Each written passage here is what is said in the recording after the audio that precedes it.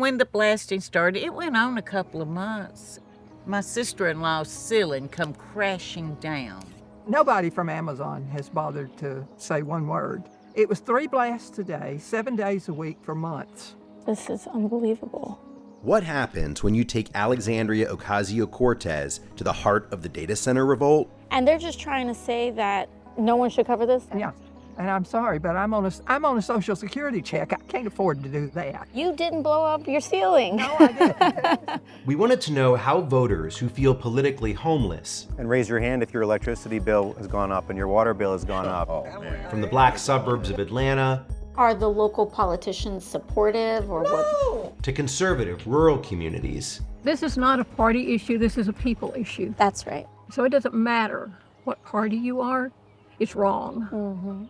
how are voters going to respond to a Democratic socialist from New York? People want to call me woke, whatever. This is about power. With the Trump administration pushing for more data centers, The AI race is a big deal. The construction of colossal data centers.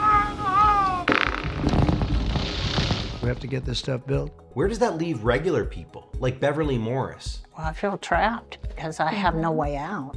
How is the backlash against a data center boom the key to unlocking America's politics? We've never been more polarized. I just think we got to show up in these places and see these things for ourselves.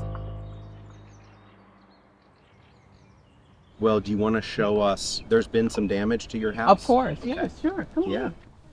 Pamela Felder purchased her dream home 3 years ago. So the first initial thing I saw was the crack in my porch. Wow. All the way across. All was well until explosive blasts started to shake her home earlier this year. It sounded like someone picked up my house and went boom. A week after that, that's when I started seeing cracks all throughout my house. And I found out they're putting a data center in my backyard. The 2 million square foot hyperscale data center is being built less than a mile from Pamela's home. You can still see where the paint is ripped all the way up my stairs. I noticed the ceiling that looked cracked across there. My dad worked in construction, so Oh, he did? so if I look like I'm really sticking my nose No, in here, I don't care. because I I'm want you taking to. a real look. And your neighbors are experiencing the same thing. We were all sending letters out to the blasting company. And what are they saying when they deny it? They said my house was settling Oh, so everyone here's Everyone's house is settling settling at the same time. at the same time. Pamela's neighbor also came by and insisted we see a giant sinkhole she said was caused by the blasts. Makes you want to cry.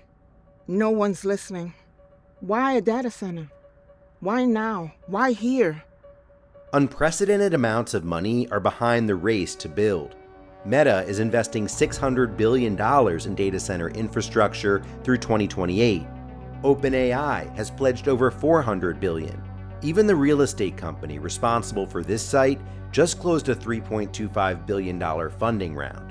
If these tech folks love these data centers so much, put it in your backyard. That's right. That's right. Or You put it in your backyard. Put it away from people's homes. This is why we're saying we need to slow the roll on this, because they're moving fast. We're just saying pause it so that we can move forward in a more just way. That's right. In a fair way. Yeah, for everybody. For everybody. Yeah. But far from the black suburbs of Atlanta is much Trumpier country, and the idea of AOC isn't as enthusiastically received. There's some really extreme liberal views out there. Before they met her, I asked folks what they knew about AOC's politics. Just from an overall view, very fringe left. I'm probably a lot more conservative than she is. How are your politics evolving? And They're evolving. I'm not real impressed with the politics on either side. We first met Beverly Morris and her husband Jeff last year when they showed us how the construction of a 2.5 million square foot Meta data center is contaminating their drinking water, a charge which Meta denies. This is my cold water pressure in the kitchen. so you can see the sediment from the data center. And this is what's in all the pipes, too. They should be responsible for that, not us. When we were here last year with them, Meta was still building this data center, but now it's operational. I worry about using the water for everything. Yeah. I don't use the water for cooking anymore. I did for a while, you know. I thought, oh, you know, I've got to use it. Right. I wouldn't drink it. I haven't drank the water here in It should years. be, I mean, this is my view, but it should be a right for you to be able to turn on your tap and drink what comes out of it. The Morrises aren't alone. Other residents also came to us with stories of their contaminated water. This is the sediment that it's picking up. The cold water pressure everywhere is pretty bad. You cannot take a shower and wash dishes or take a shower and fill up the horse's water. You just can't. Our refrigerator broke, our HVAC broke. We have issues with the pool. So anything that's water related, we have issues with. And this is the filters from the filtration system after we pull it out. So. And you used to change those filters once a year, or? Yeah. I think typical people are probably 6 months to a year. Yeah. And now you're doing it once a month? Yeah. But you feel stuck, right? You feel like you can't, even if you wanted to move, you can't. No, not and be able to get the value that we put into our home. Well, let's keep going down the line here, Connie. Our fight is in Coweta County. We just had a large parcel of land rezoned for a data center, but we don't know who it is yet that's coming. And I'm Tina. I live in Oxford, Georgia, and it's the Amazon data center. We're not just fighting Facebook or Amazon or any of these data centers. That's not who we're fighting. We're fighting the entire institution that allows it. They think people aren't paying attention. They'll go sniffing around, jiggling every door handle to see what county they can push these things through on. It is necessary. I understand the need for it, but the manner in which they're going about it is not only wrong, it doesn't even make sense. I don't blame Amazon. I don't blame those businesses. I blame our government. That's who's supposed to be taking care of me. My commissioner should have been looking after our community. Our governor should be looking after our state, like it goes up. A business is a business, and it's about making business, and they don't care what they're doing to people. Right. They don't, and that's a shame, but they're greedy and they don't care. That's the way it is, yeah. We appreciate you taking the time to come hear about it, because until someone at a national level gets really serious about it, nothing's going to happen. We should be starting congressional investigations on the effect on these and figuring out with precision how we protect our water supplies, how we protect your power bills and water bills, and keep people from getting sick. 50 miles away from the Morrises, a group of residents successfully pushed for a moratorium on a 95-acre data center project. Now, wait a minute, where do I know you from? I'm a congresswoman from New York. Oh, come on. Yeah, you my girl, you know. Thank you. We organized because we know what we want in our community. And they did not anticipate that when they had the Board of Commissioner meeting, that hundreds of us were going to show up. They couldn't deny us. They had to stop and say, wait a minute. Across the country, more than 50 local data center moratoriums have already been enacted, with dozens more proposed or under consideration across the U.S. But this patchwork approach has left a lot of communities vulnerable. We're in a neighborhood that's in unincorporated Clayton County, but just over the fence line is the city limits of Forest Park, and that is where the facility is being built. Wow, okay, all right. So the county has a moratorium, yes, but the city does not? Correct. Wow. And so the city, even though the city's inside the county, Correct. It's not covered. Hoo-wee. Yes. All right, talk about a loophole. Yes. For now, the local fight continues. The community has said we want walkability in our neighborhoods, we want clean air, we want clean water, but we have to keep fighting. It's like a continual fight. It's like we're surrounded by piranhas, you know, that just keep trying to pick at us, but we just keep fighting. In March 2026, AOC and Senator Bernie Sanders introduced legislation at the federal level called the AI Data Center Moratorium Act, It's both a response to growing opposition to these facilities, but also about the need to establish a nationwide policy about their construction. Our responsibility is to take care of people, and that is what we're here to do today.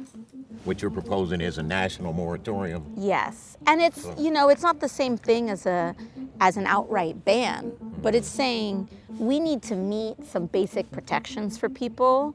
We need some guarantees on your water, on the air that you breathe.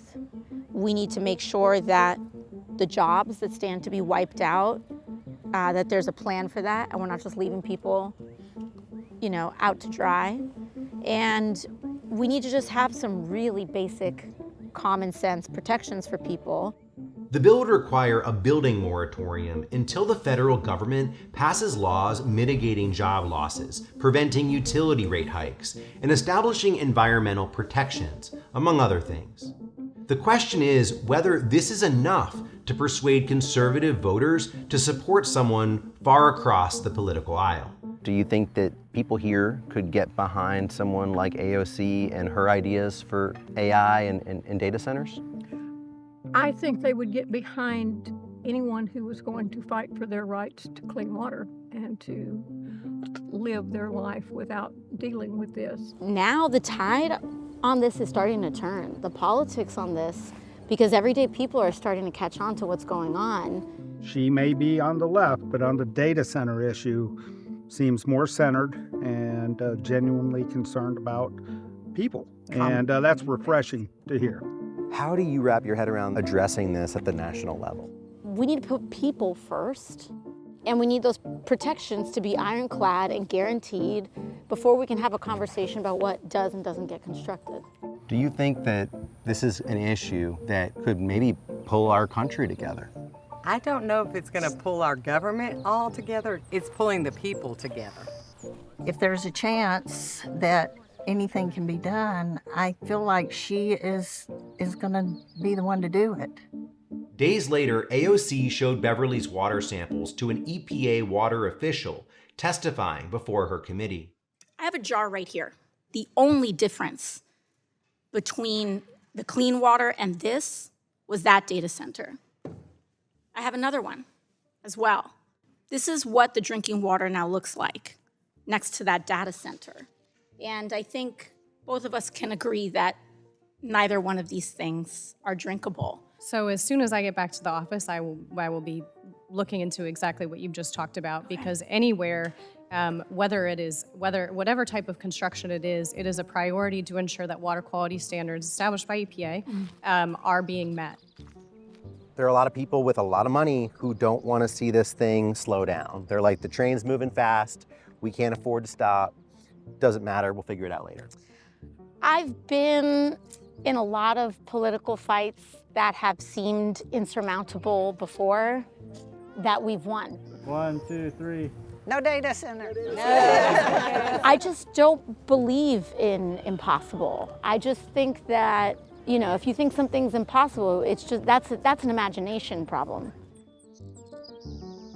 We're going to keep following this story. If you have any tips for us, please reach out at stories@perfectunion.us and continue to follow our reporting in the months to come. Before you go, please support our work by liking this video and subscribing to our channel. We're always looking to tell more stories like this one, unpacking economic systems that impact all of our daily lives. Are there other issues you want to see us cover? Sound off in the comments, and again, don't forget to like and subscribe.